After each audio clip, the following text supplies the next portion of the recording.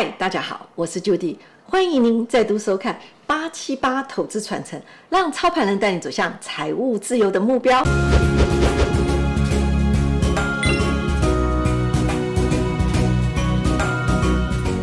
我们今天要介绍的个股是建准哈，一样我们可以看到，就是说经过连续前2个礼拜介绍，我们知道以通风散热是无所不在，它可以运用在网通的领域，也可以应用在传统的消费性电子商品以及工业用跟医疗用，还有新能源。我们前面介绍过的电动车、储能跟创能这个地方，那最主要的原因呢，我们可以慢慢来看，就是说像5G 产业散热的方案，我们也知道5G 它传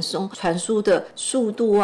比4G 快多了，所以在整个散热速度这个地方，它要求的也是会跟着提高。那接下来呢，我们看 AI 伺服器跟普通伺服器，我们就知道了 AI 伺服器这个地方呢，它要大量的运算，所以这个地方产生的热能又会更多，它所需要的散热会更往上提升一阶。好，那接下去我们看一下我们前面所介绍过的电动车这个地方我们可以发现在电动车这个地方，那个散热产品无所不在，是不是分布在很多个运用的方面所以从我们前面所介绍的几个产业，我们就知道，就是未来发展的趋势之下，都需要散热这项产品。那接下去呢，我们要跟大家讲，就是说我们878投资传承是一个为您做深度分析、基本面以及技术面的理财频道，带您走向财富自由的捷径。为了表示您对我们的支持，在这里要提醒你，不要忘了帮我们按赞、订阅、分享，并且开启你的小铃铛。OK， 我们接下去我们介绍建准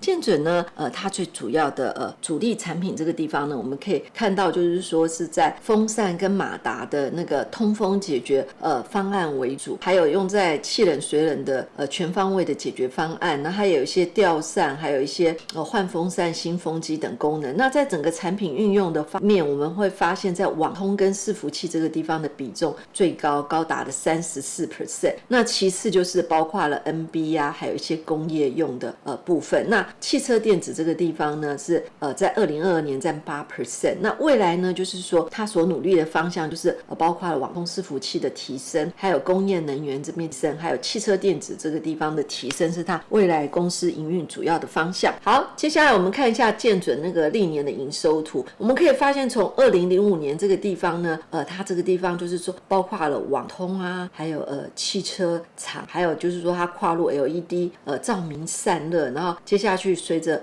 云端产业，还有一些绿能产业，还有一些资料中心这个地方持续的成长，然后最近又跨到新能源跟网通这边的领域。我们可以发现就是说它整个趋势呢都是在对的趋势，跟着这个主流产业在发展，所以它的营收这个地方也逐步的提升的动作。那我们可以看到，我们前面就已经跟他讲说，建准本身是一个专注生产散热风扇，它的市场占有率呢高达全球前3名。那我们就可以看到它的风扇的这边的最主要原料就是一些塑胶的原料，还有一些线，还有一些印刷电路板加起来以后，然后它就做成了什么散热风扇的马达。那其中呢 AI server 它的散热风扇马达单价要来的比较高一点。那所以说以 AI server 这个散热风扇提供的业者有包括了什么奇宏、台达电，还有什么建准。那建准呢，还有透过它转至40%的生意新这个地方怎么样切入了导热管还有散热水冷板的产品。所以我们可以发现就是说在散热这个领域呢，就是它就是主攻的部分。好，接下来我们看一下那个有关于建准的财务分析的部分。那这个股东权益报酬率我们每次都会讲，它就是用税后权益除以股东权益报酬率，或者是切成另外3个公式来看，净利率、总资产周转率跟权益乘数。好，我们首先看一下它的年报的部分。我们可以发现就是说2021年这个地方呢，它有受到那个就是说之前2020年新冠肺炎疫情的递延的影响，所以它的 ROE 荡下去了，就是到了 9.58%， 2022年又爬上来了。那税后权益率2021年这个地方是一个谷底，然后接下来往上走。那总资产周转率这个地方呢变化比较不大，那权益乘数这个地方也变化不大。那整体来讲的话，我们如果用一个平均数来看的话，它的 ROE 还是有做一个逐步的往上做一个提升的动作。好，接下来我们看一下建准的季财务报表的部分哈，它这个地方呢跟我们前面讲的旗红啊或双红这个地方比较起来，它的毛利率不错，它是高达了 28.15%。 那它在2023年的法人预估它的税后 EPS 可以到达什么 6.12 元，获利成长率也不错 41%。 好，那到了2024年它还可以成长率维持 18.79%。 我们来看看最主要的原因是什么，就是说建准呢它降低它那个 IT 低毛率的产品，然后增加怎么样毛利率比较高的伺服器产品。那它的新品就包括了什么新能源车还有能源车相关的散热产品。那由于呢 AI 伺服器呢风扇单价明显比普通伺服器的风扇要来的单价高个 40%， 所以公司呢上半年的伺服器的营收呢因为这样子成长，所以呢带动公司的毛利率成长。那预估下半年伺服器的比重还会持续的增加，所以获利成长动能提升，然后高毛利的产品也往上提升，还有它人工成本的下降，使它的怎么样获利率跳上来了。好，接下去我想我们前面已经介绍过它的基本面，那不看我们也知道它技术面是怎么走法了。好，我们先来看技术面的标股的买法是怎么样呢？我们已经连续讲了好几周了，然后大家就可以知道多方不断创新高，还有什么末跌高跟波段高这个地方都是关键位置。那关键位置有个很重要，什么要配关键 K 棒，而且还要什么加大量才是成功的往上攻击。好，我们就看一下建准的部分。我们有讲过它的营运中间曾经有停顿过，后来才往上做一个提升的动作，所以在它业绩停顿的时候，我们有发现就是说它是在一个盘整的格局。好，那到了2023年这个地方呢，我们可以看到业绩明显做提升的时候怎么样，出现了长红棒带大量往上做什么一个突破的动作。通常股价这样子的时候，投资人都会很害怕，为什么？因为他已经习惯这只股票在一个区间盘整，比如说就是在60块或30块之间盘整，突然之间呢股价冲破这个盘整地区呢，投资人第一个动作当然是卖嘛，因为股价每次到了60块附近可能就会下来了，第一个就动作去卖，就卖完就傻掉了。为什么呢？他不但不下来，还冲了一个什么长红棒，然后他想说没关系，那等拉回60块左右我再买，就没有想到他又继续冲长红棒，他的下颈线连没碰到都没碰到又上去，这个叫什么？展开45度攻击了。然后你就会说 Judy 啊，你每次在录这些节目的时候都比较早，你推出来的时候股价就跌了，我该怎么办呢？那我们要告诉你的是，不论我推出来10点是多少，可是经过我反复数周的告诉你，你应该已经知道一个选股而且是标股的一个选股的方式了哈。所以我们878投资传承从选股到上片的时候，其实约有1季的时间落差，那所传达的是一个长期正确的投资逻辑。也就是说这家公司的业绩虽然像股价一样，我们刚刚也看过它的 ROE， 那有1年的获利特别差，那可是我们要看的是一个平均长期的趋势。那如果说在它业绩就是说平常都是绩优胜，偶尔掉下来的时候，你要去看它掉下来的原因是什么，是不是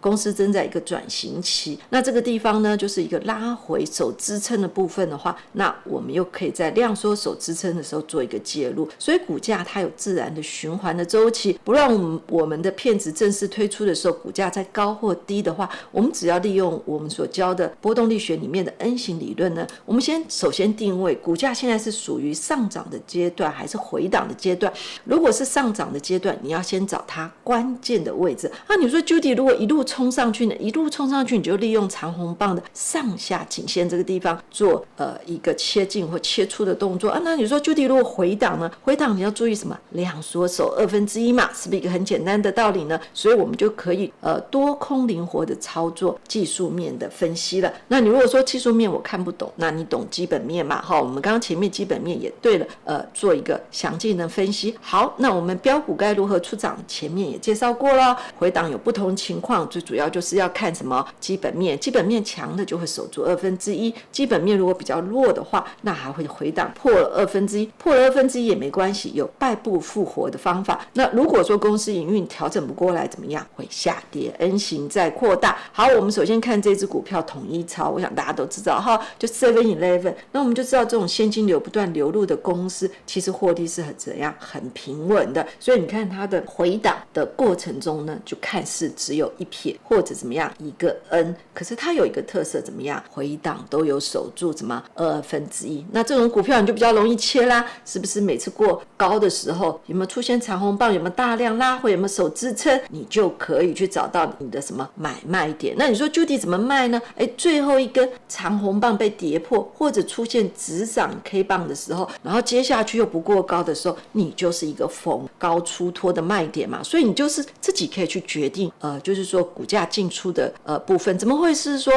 等 YouTuber 不管是我或任何人推出来你才觉得它是个名牌呢？你自己就应该可以去掌握它。所以学会 N 型理论了以后，你就不用去被盘面拖着走，或者只是听名牌，可以自己学习如何控制盘面。好，那接下去我们来讲一个回档守住1/2就又一个 N 的股票，这个谁？台达电。好，那你说 Judy 所谓的1/2是怎么样呢？这边是一个起涨的原点，好，走到1高的1/2就是0.92加这边的高点，走到3高一样也是0.92加这边的高点，走到4高也是一样，就是0.92呢加上这边的高点，加起来除以2。好，这个拉回有守1/2，好，守1/2以后，这个地方叫末跌高，这个地方叫波段高，所以这次如果也拉回的时候不要害怕。好，第一个看它有没有守住1/2，第二个你可以用周线或日线画出它的末跌高跟波段高。记得 Judy 说的一句话，当股价要发动的过程之前或之中或进行式的时候，你一定可以从底下的量看得出来。好，它要发动之前量一定会增加，然后会怎么样？大量长红棒过关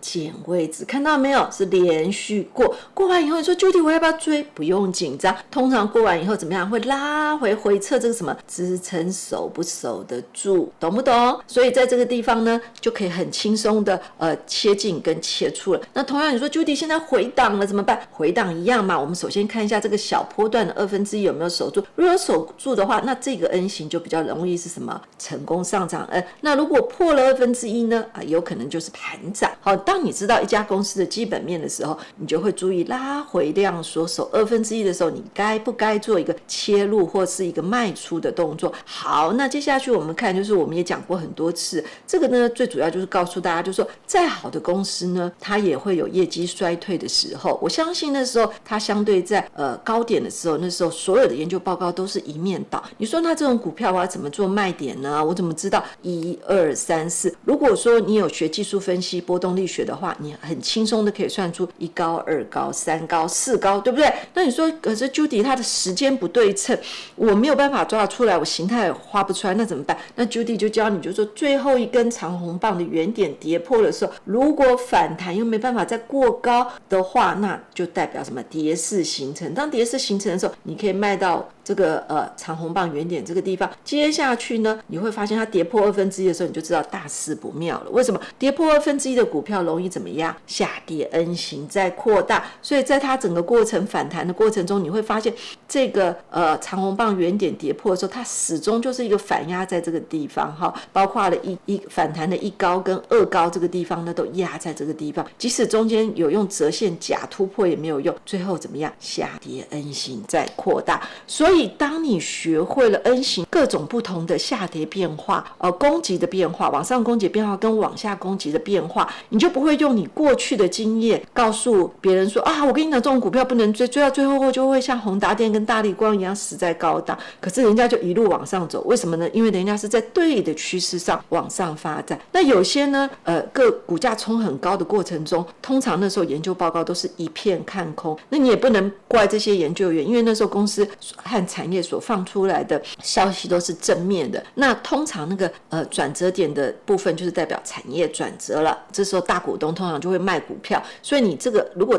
你就可以从大股东声浪或者说成交量在下跌的过程中一直增加的话，那就有问题，那就是压低出货了哈。所以简单的那个技术分析这个地方就可以让你轻松的抓到买卖点。好啦，今天这个就是我们对建准的基本面跟技术面做一个简单的介绍。好，那我们下个礼拜介绍什么？我们要介绍建测，所以你不要忘了收看咯。我们下周再见，拜拜。